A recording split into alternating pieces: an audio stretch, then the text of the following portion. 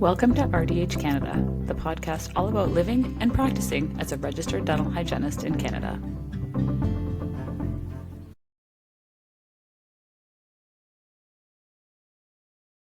Hello, everyone, and welcome to another episode of RDH Canada. I am Lisa Moore here with my co-host Joe Siegfried, and joining us from snowy Bala is the one and only Beth Parkes. Thanks for joining us today, Beth.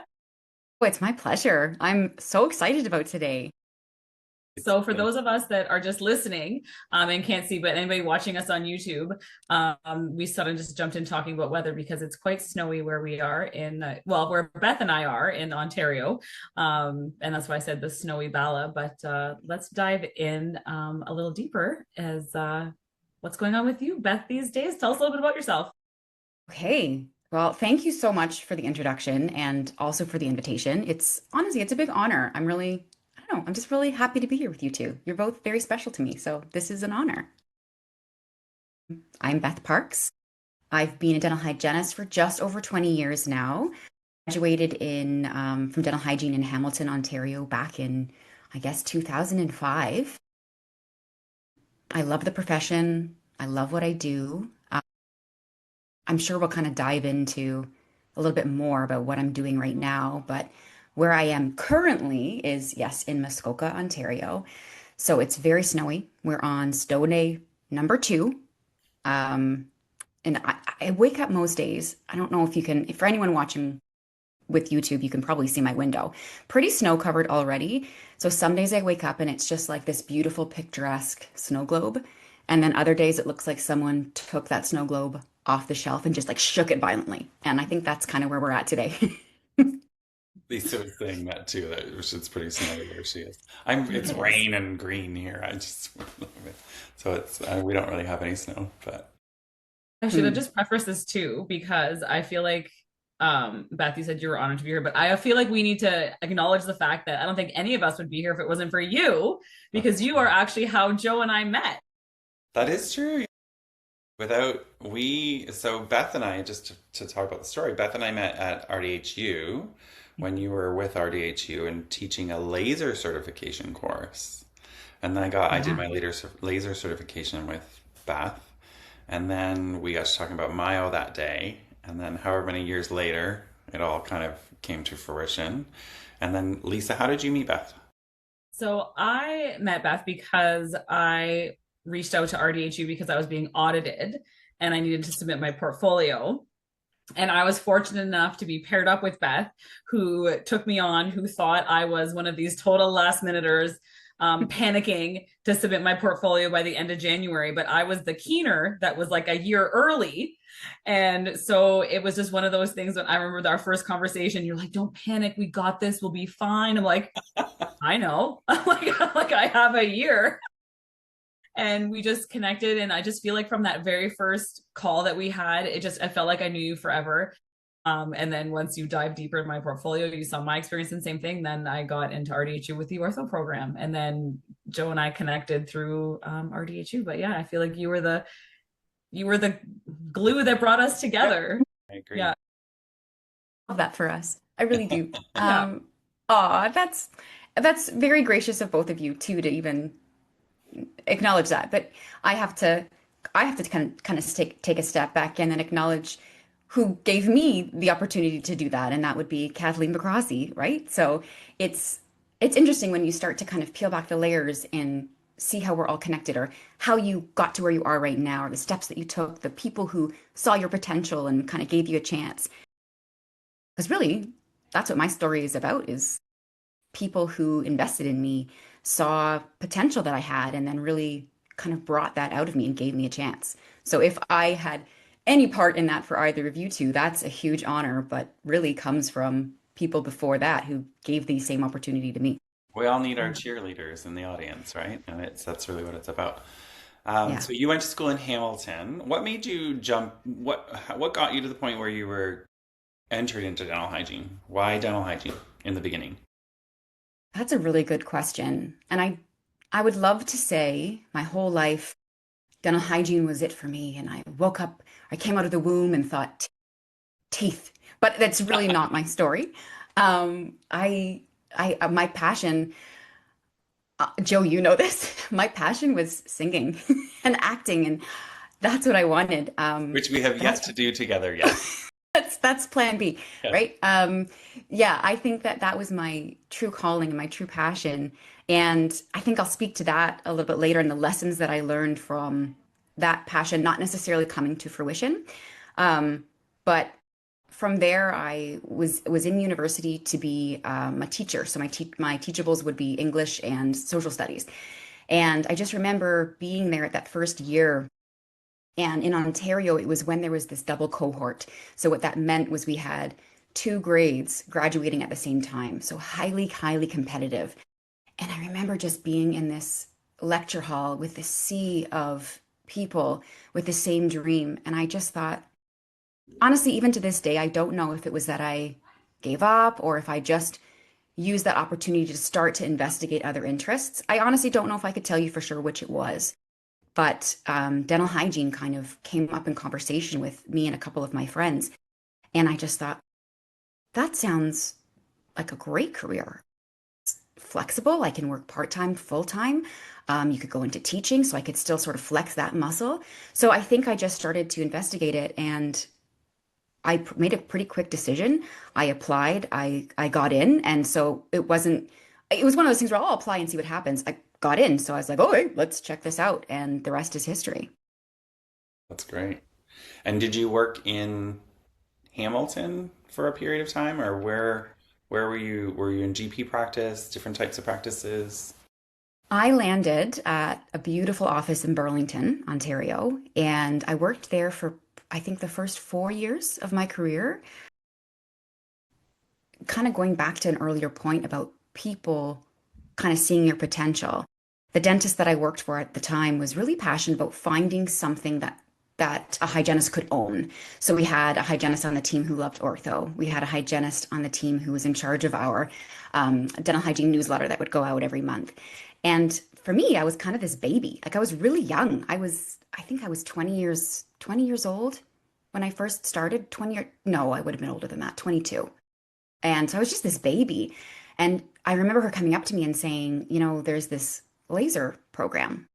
Would you be interested in taking it and then running our laser program here?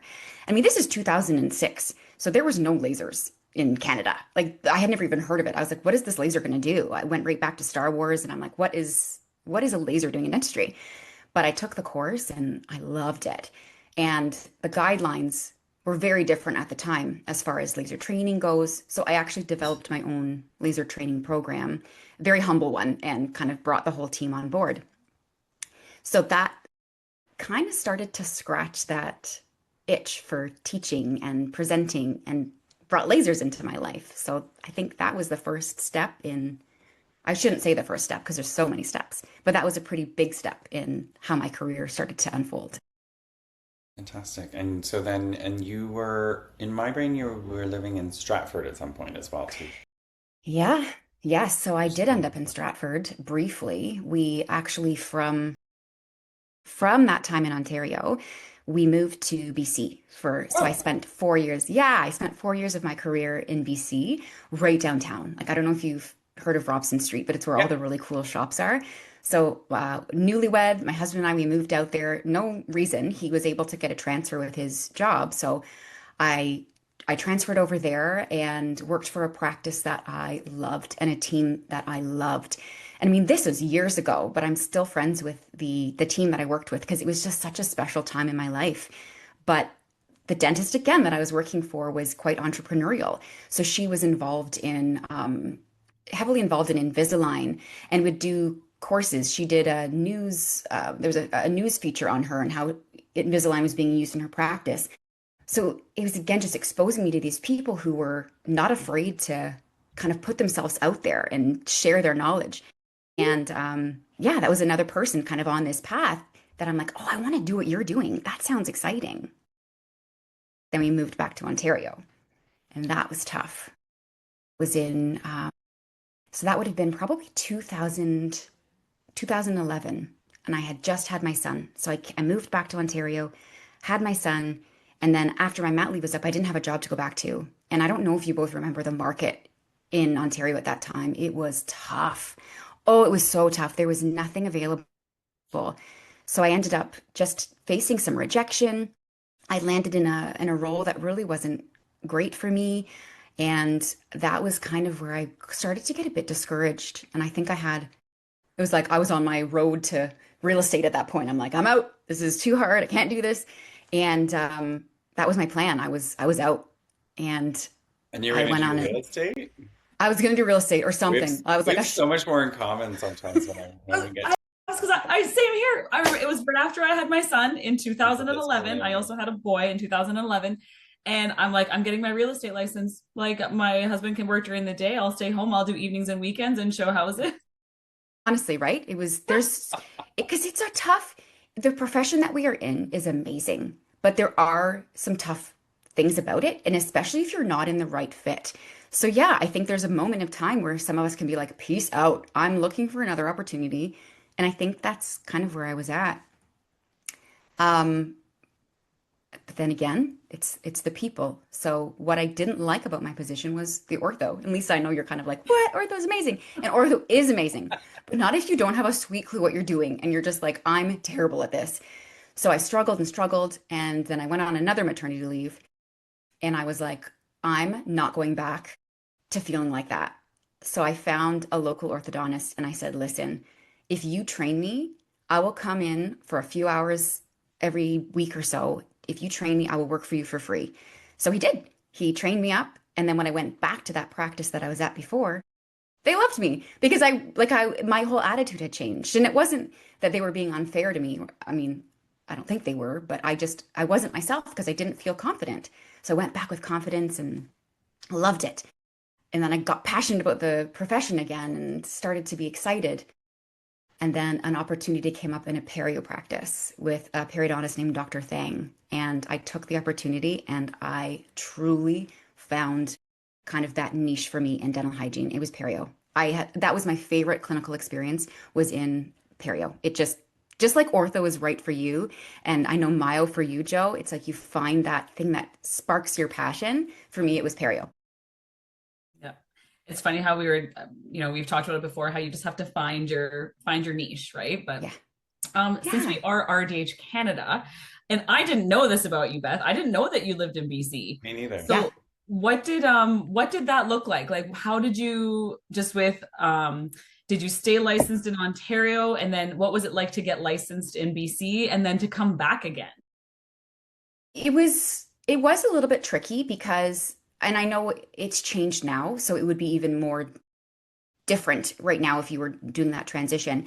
But I know when I went there from Ontario, I did keep my license in Ontario because my family was all here and I didn't know what the future was. I didn't know if we were there forever. I really didn't know. So I kept my license active here. And to be active over there, I had to show I think it was 25 hours of continuing education, good standing. The standing order at that time, I had to prove a certain, I think it was a couple of years of having a good standing order with the CDHO. And then I had 2 years to get my local anesthetic, which I did through UBC. Yeah. So it wasn't easy. There was work involved. There was a lot of back and forth, but I pushed through and did it, and I'm glad that I did. But then coming back to Ontario, it was really cool because at the time, to be an independent dental hygienist, you needed to go through certain hoops. But because I was in BC, I was kind of grandfathered through. So that was kind of cool. So then when I got back to Ontario, again, in trying to find myself during that time, I actually worked a little bit in independent practice and mobile dental hygiene as well.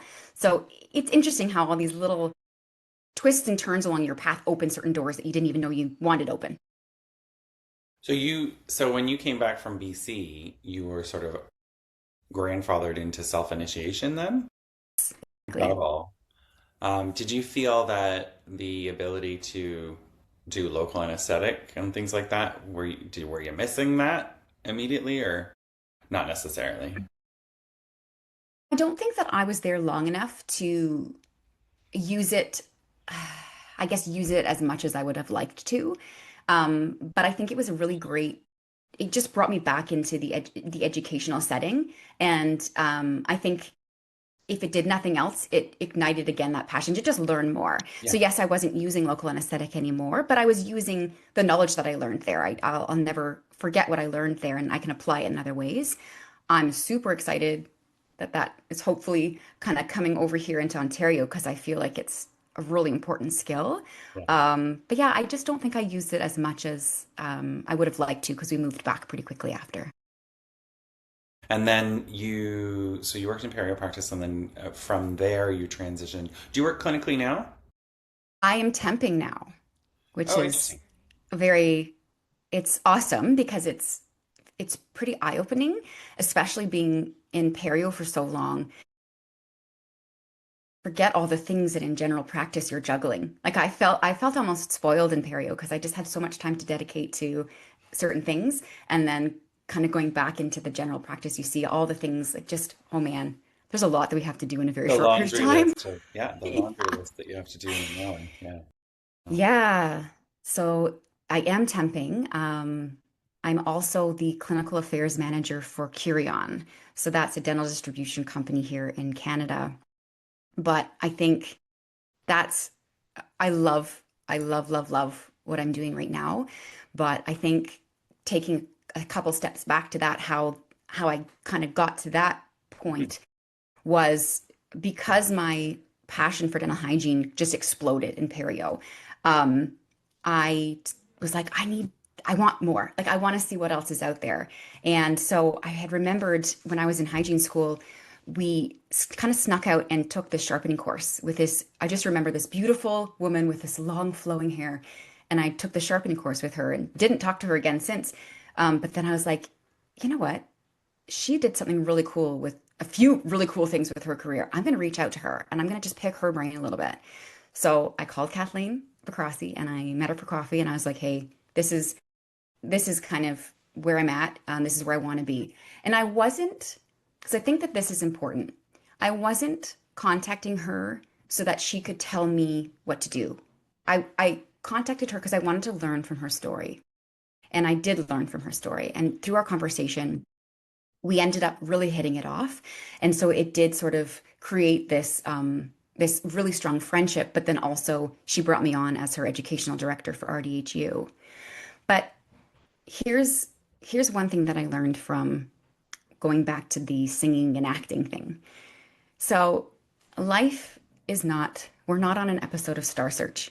So what I had to learn from not becoming this singer that I wanted to become was that nobody's out there looking for me. It's not Star Search. So I'm not going to be walking down the mall and someone's going to be like, Beth Parkes, we've been looking for you. And I don't mean to sound cynical with this, but it's a lesson that I learned. I have to I have to come to you and say, here's a problem or here's something that's lacking and here's how I could be the solution. And so with Kathleen, I really tried to do that. So whatever it was, so she said, what would you like to do? And I said, I would like to do an instrumentation course. So I did a dental hygiene quarterly segment on instrumentation. Please do not go back and watch that. Those slides are horrendous. Like I'm pretty sure some of the images I used were like a photo from a textbook. You can see like the writing on the other side of the page. Don't go back and watch it. But she gave me a chance and she's like, okay, Beth, show me what you got. So I was like, I will. So that I did that. And then it was whatever she needed. So it was going to, whether it was a conference for her booth, stronger than I appear, I'll carry all the bags. So it was whatever I could do to show her that I was helping or I would make her life easier in some way or I could contribute to her company. That's what I did. So I think that that was a strong lesson for me is just showing up saying, here's what I have to offer, not what can you offer me as far as a career advancement? What can I do for you? And that was a lesson that I think was very valuable for me early on. Well, and I really like that you say what did you say? Nobody's No one's looking for me. looking No for one's you. looking for It me. makes it hearts back to I don't know if any of you listen to Mel Robbins, mhm. but Yeah. Mel Robbins' world of nobody's coming. Mm. Nobody's coming for you. Nobody's coming to get you off the couch. Nobody's going to come and hand you those opportunities. So really just the opportunities get handed to you when you show up. and when you Yes. put yourself out there, and it's a really important thing to. And while you can ask others for advice and you can pick brains and you still have, there's legwork to be done, right? And I think 100%. it's hard to, what's the word? It's hard, really hard for a lot of people to understand that and recognize that. So it's kudos to you. It's hard to put yourself out there. Like, I love this. There's so many quotes that I love, but it's like just to put yourself out there, like your comfort zone is great, but nothing grows there, Mm. And I feel like a lot of, like you said, like I didn't like full disclosure, even then, like I knew ortho, like I still like I know ortho, but to create a course, I never Mm. created a course before. But I mean, I'm like, yes, let's do this. And you ask the questions and you get mentors like yourself and like Kathleen, who's, always more than willing to help out and answer a question and, provide that guidance, and it's like you said, I always say there's no magic pill.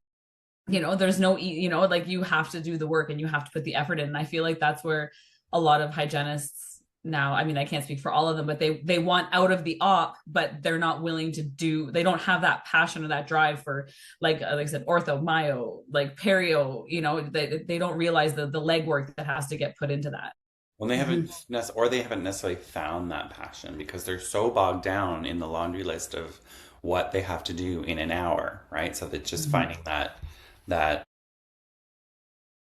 finding the ability, really. Or the team, right? Yeah. Like sometimes, like we all experienced, we were all 1 foot, we were on our way to real estate, right? And it's hey, anyone who's transitioned to real estate, I mean, that's a fantastic career. Not to knock that at all. It's still something I really love. But before you kind of give up, is like it's the questions to ask, right? Is it the team that you're on?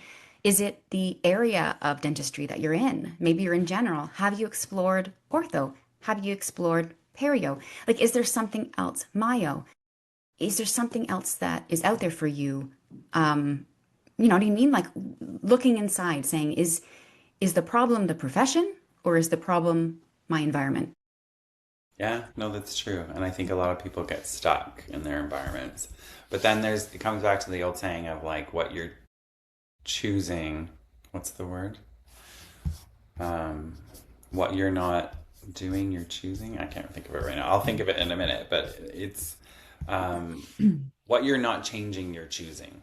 Oh, that's good. Yeah, good. So, and by change, if that means taking a perio course or taking, that could be the spark. And I find it's hard for a lot of people even just the free webinars that are out there because you just never know. So I took a webinar with Amanda Zubrecki. Yes. She was doing like a how to deal with disability, like being deaf in an environment, and it sparked me to download a sign language app because I was just like, and it sparked me to change all of my slides have subtitles on them now, and like it's just Mm. because oftentimes you don't know Mhm. what other people's experiences are and what else is out there, and yeah, so it's cool. And so you were with RDHU for how long? I want to say 6, I think 6 years. Yeah, so started off as like a part-time employee, and then she promoted me to her educational director, which is why I kind of stalked the two of you to bring in. I knew during my time I as say I would. You could say the word recruit. I wouldn't Yeah. say that at all. okay. It was like knock, knock, knock. Hey, Joe, it's been a month. How's it going? Mayo yet? Hey, Lisa, have you thought more about ortho? I'm persistent, if nothing else, I suppose. I wouldn't say it was harassment. It was pretty good. I mean, it was just more Not about, quite. it was funny. It was for me. It was I was opening my practice at the time, so I was like, no, I just can't. And then COVID hit, and everything just kind of changed, and I suddenly had time on my hands, and yeah, so it was very different in the beginning. And I think I was the opposite. I just kept, I don't know how many texts and emails went back and forth. And I'm like, what about this? What about this? What about this? And like I just had so much information and I just didn't know how to put it out there. And yeah, I think so. But I loved being part of that with you, though. I loved just sort of seeing how your mind works. One thing I loved is your use of like these little object lessons. So you'd create these props for your courses. You'd be like, this, I'm going to make a bracket, and then I'm Yeah. going to show them how, if you move the bracket this way. And like, I loved watching you in your creative space. And I also loved that, yeah, you were bringing it to me. You weren't making me kind of like find it for you. You were bringing it to me. Mhm. Joe, you're sort of disproving my point. So no one's looking for you because I kind of was looking for you, I suppose. Um, but anyways, there are the one-offs where someone really is looking for you, I suppose. Yeah, well, it was for me. It was more from my program perspective. Is the opportunity here in Canada was there, and so it was definitely, and yeah, it's definitely changed my whole world in general for the last few years. So I do thank you, of course, for that. But um, and then now you are with Curion. So talk about Curion a Yeah. little bit in terms of what Curion is, because to be frank, I mean, I've known about Curion for years. When they were Bisco, we used we pretty much exclusively used their products for restorative. So I'm very familiar with Curion, but I'm not sure because it's not one of the big three or the big four. I don't know that as many people or as many hygienists are familiar with Curion and what they're all about. So let's talk.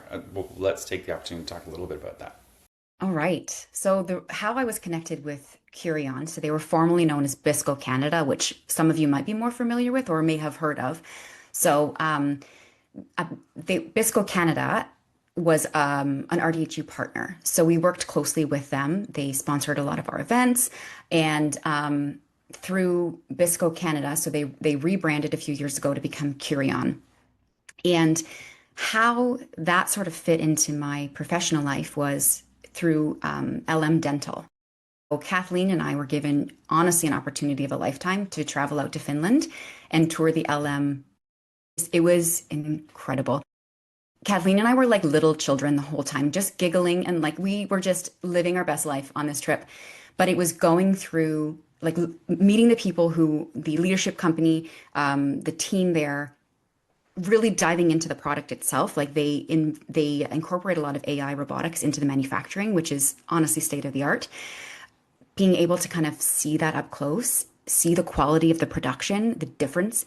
I fell in love with, I was already in love with instrumentation from Perio, but then just seeing how they came to be was just so eye-opening. So Kathleen and I were hooked. And we already were, but then just going there was just the next step. And it was a pivotal, another kind of time in my career where I was like, I love my life. I love what I'm doing, but I also want to see what else is out there. And so it was again another situation where they weren't necessarily looking for me, but I approached Kieran and I said, this is, LM is the instruments that you distribute. This is what I can do. This is how I can help in this area. And so then it was kind of a series of discussions, and then they ended up kind of creating this role for me as the clinical affairs manager.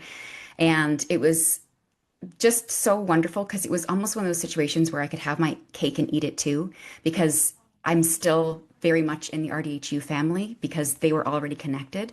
So it's like I didn't have to leave the friends that I like yourselves who I had met and grown to love. So it's kind of a dream come true where I now am clinical affairs manager, but I'm still very involved with the company I love, RDHU. Fantastic. So, and do you work? So clinically, you work how many days a week? So I temp, so it's sort of like when there's a need. I Whenever. there's whenever I'm needed. So then I'll either kind of because I'm full time, it kind of has to work around those hours. Sometimes my hours are, like if I'm doing a webinar in BC, so that means I'm working till 10 p.m. I might start my Curion role a little later, so then I'll work the morning. So it just kind of it's not a consistent day of the week just because I am full time. But I love to do it when I can, and yeah, temping has just been very eye-opening. I love it. It's stressful. I won't lie. Yeah. It's super stressful, but I do love it. And I think that it's a very valuable experience. Yeah. I think that's a great balance. Like you have your you have your cake and eat it too, which I think a lot of people are looking for right now. And so hearing stories like yourself, like, can be inspiring to somebody else out there that might be thinking the same thing. Like, they're not ready to hang up their loops just yet, but they're looking for another option. So I think that's great that that you shared your story with us, and that, like I said, maybe inspire someone else to do the same. Yeah, I hope so. I mean, yeah, find someone who's doing something you love. Ask them out for coffee. Be persistent. Sometimes it's not right out of the gates that you're giving this opportunity, but and also if you have a dream or if you have something you want and you don't tell someone, they don't know, right? So if there's a company you have your eye on, or if there's a person you want to work for, like let them know because maybe they don't know. Um, and I can sense this is coming to a close. So I just want to acknowledge the two of you for what you're doing. I think this is so fantastic. I love watching the two of you just grow and shine. And I'm just so honored and thrilled to be your friend, honestly. So sweet. So Beth, where can people find you? What's something that I know you're working with Amanda Hill on some educational series and things like that. So where, if people want to seek you out, what's your Instagram handle? Where can we find some of the education resources that you're working on? Right. Thank you for asking that. If you have any questions about like any of the Curion products, so if it's the LM instruments or Paraprotect, I would say email me at it's easy, Beth at curion.ca. Um, Regardless of what, if you want to just kind of be friends and hang out, at Beth Parkes RDH on Instagram is probably, there's an E in Parks just to make everyone's life complicated. So Beth Parkes with an ES, RDH is my Instagram handle. And yes, there's a study club that I do once a month called the Smile Smarter Study Club with the hilarious Amanda Hill. So if you're looking for some extra CE, we talk about the oral systemic connection. So we take kind of a focus each month. That's a lot of fun. That's pretty much where you'll find me. Awesome. Great. Well, thank you so much for taking the time, Beth, and joining us today. It was lovely having you and lovely chatting as always. Um, yeah, I hope you don't have to shovel too much today. I think I'm going to stay indoors. Just look at the snow globe from the window. That's great. So we'll have all your information up on the screen. So we are RDH Canada. Please like and subscribe and tell all your RDH friends because that's how we want to get everybody connected. Thanks again, Beth. Thank you. Bye.